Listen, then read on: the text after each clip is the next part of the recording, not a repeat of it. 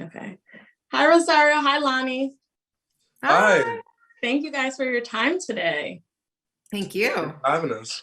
Of course, of course. So, Rosario, let me just start with you. I've been a fan since I was a little girl. So I just wanted to give you your flowers and just throw them your way because you are such an amazing actress. I just wanted to get that out the way. Aw. Lonnie, I want to give you yours as well. I've seen you on so many shows, and just as a young actor, you're really doing the daggone thing. So I just wanted to start with giving flowers because in 2021, that's the name of the game. Let me get right into it. Um, the scene where you guys discussed where do we go when we die, I felt like that was the biggest and the most touching scene for me personally, because actually I had a similar situation with my goddaughter after she lost her teacher from COVID.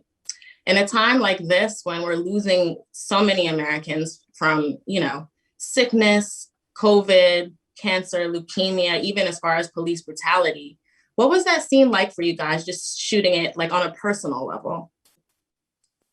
Well, for me, I have faith in Jesus Christ, and I have faith that He will take me, on a path wherever I need to go. Especially with the script, when the script came to me, I was so happy because this script is literally, I felt blessed to have this script. And when I found out, Mr. David was behind it, he's a leading man. I mean, when I found out that he was behind the script, I wanted to do it so badly. But I feel like that scene really portrayed some moments that might have happened in my life and that might have happened in my brother's life.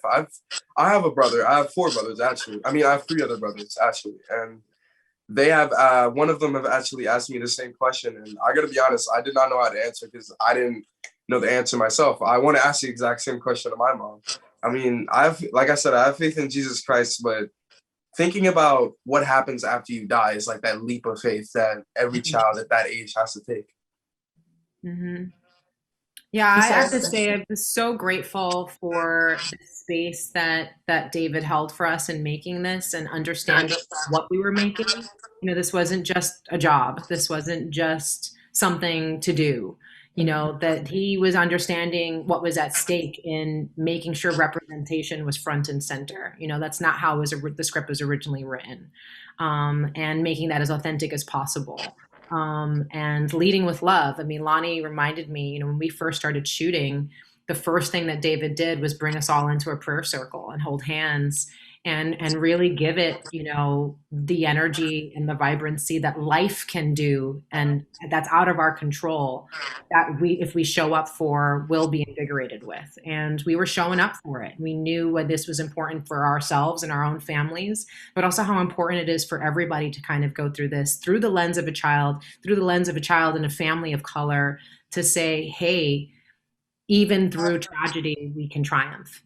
We can maximize this time with each other with heart and with love by being brave and being courageous, and by centering our lifetime around the things and people that we actually value. And I think, when we were making this movie, it was before the intensity of this past year, which has hit us on so many different levels and fronts. And I think makes us even just that much more receptive to a story like this that does inject hope, in the face of looking at startling circumstances and realities, and what that looks like, no matter what age you have, to grow up and to show up. Yes, yes. I couldn't agree more with both of your answers.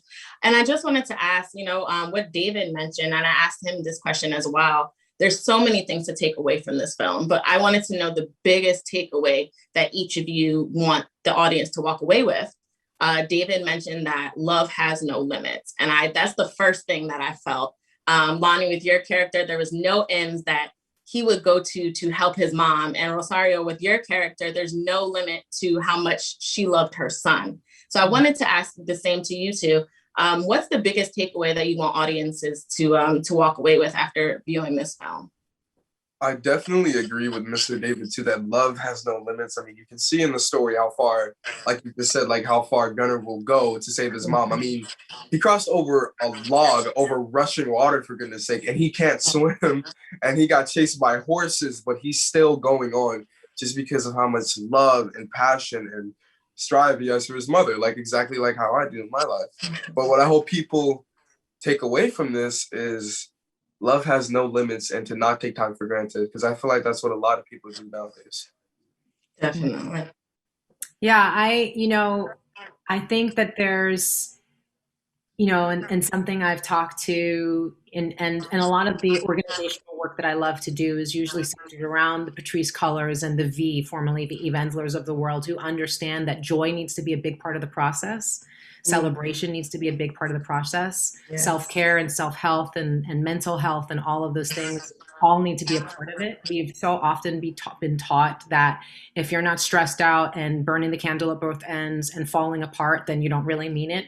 And that's just wrong. And we lose so many people in the fight for good because they have not taken care of themselves and we have not taken care of each other. And it's so powerful to center celebration, even in the face of fear, and of real things, not to be unflinching, not to try to dress it up and say that it's not as scary or terrible as it is, but that even despite that, even sometimes because of it, we can love each other that much more and we can show up that much more. And I think that's really important because that's what we're fighting for ultimately. If it isn't for that joy and that celebration, then what's the point?